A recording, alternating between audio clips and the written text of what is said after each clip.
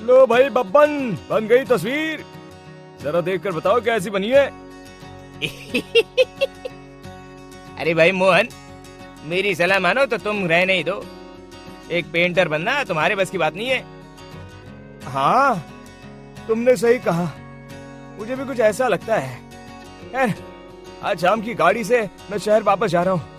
कुछ जरूरी काम आ गया है। शहर से वापस आने के बाद तुमसे मिलता हूँ। मोहन अपने घर के दरवाजे पर ताला लगा देता है और वहाँ से चला जाता है। फिर उसी रात अचानक तेज हवाएं चलने लगती हैं। चारों तरफ डरावना माहौल बन जाता है। तभी मोहन की बनाई हुई पेंटिंग की वो औरत एक खतरनाक चुड़ैल में बदल जाती है और पेंटिंग से बाहर आ जाती है।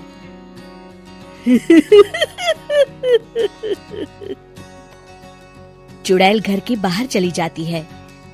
वहीं दूसरी तरफ दो चोर लाला सुखीराम के घर से चोरी करके भाग रहे होते हैं।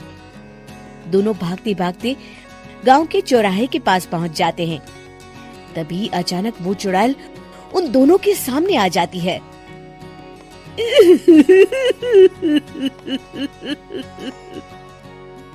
अरे मर गया रे, ये चुड़ैल कहाँ से आ गई? अरे मैंने तो तुझसे पहले ही कहा था कि आज अमावस्या की रात है, आज हमें चोरी नहीं करनी चाहिए। हाँ भाई बिल्ला, तुमने बिल्कुल सही कहा। जरा इसके दांत तो देखो कितने बड़े हैं। चुड़ैल उन दोनों की तरफ बढ़ती है। अरे चुड़ैल दीदी, तुम चाहो तो ये सारे पैसे और जेवर ले लो, लेकिन हम दोनों को कुछ मत करना।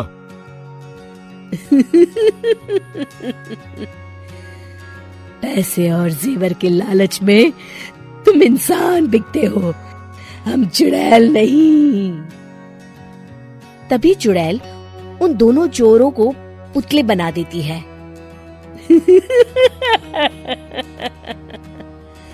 मैं किसी को नहीं छोड़ूंगी, अब कोई मुझसे नहीं बच सकता।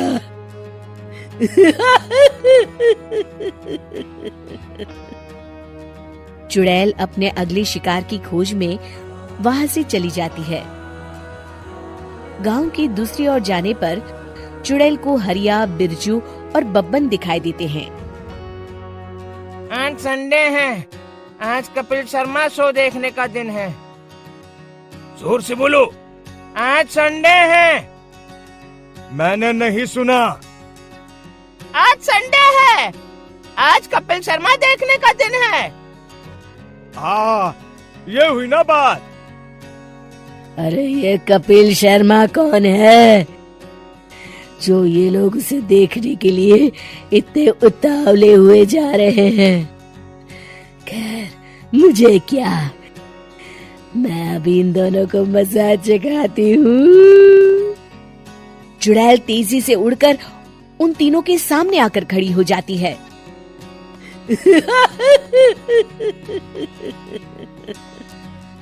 कपिल शर्मा शो बाद में देखना, पहले मुझे देख लो। बब्बन चुड़ैल को देखते ही पहचान जाता है।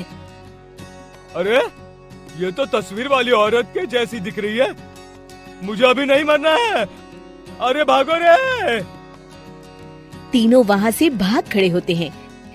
बब्बन तो किसी तरह अपनी जान बचाकर वहां से भाग जाता है, लेकिन हरिया और बिरजू को चुड़ैल पकड़ लेती है और उन्हें पुतला बना देती है। फिर चुड़ैल बब्बन को पकड़ने के लिए उसका पीछा करती है, लेकिन बब्बन उसे कहीं नहीं दिखाई देता।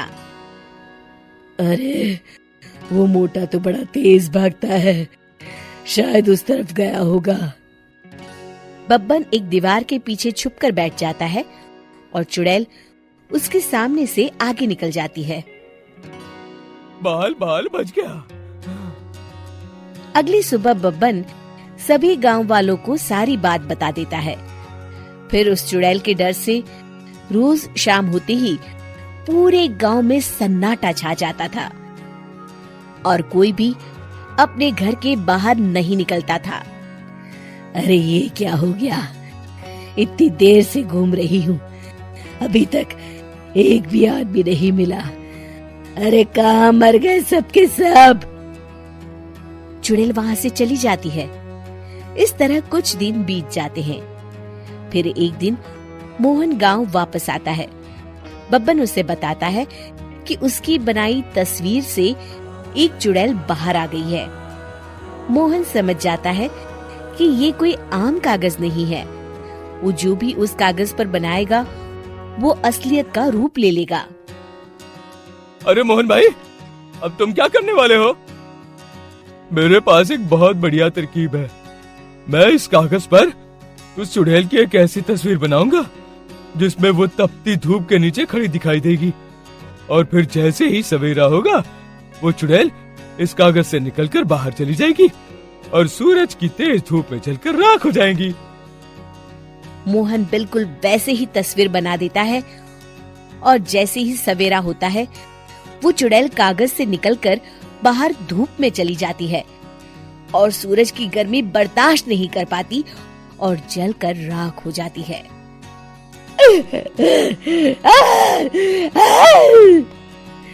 ये मुझे क्या हो रहा है? मैं सूरज की रोशनी बर्दाश्त नहीं कर सकती। मेरा पूरा शरीर जल रहा है। और इस तरह चुड़ैल के जलते ही पुतले बने सभी लोग पहले की तरह इंसान बन जाते हैं।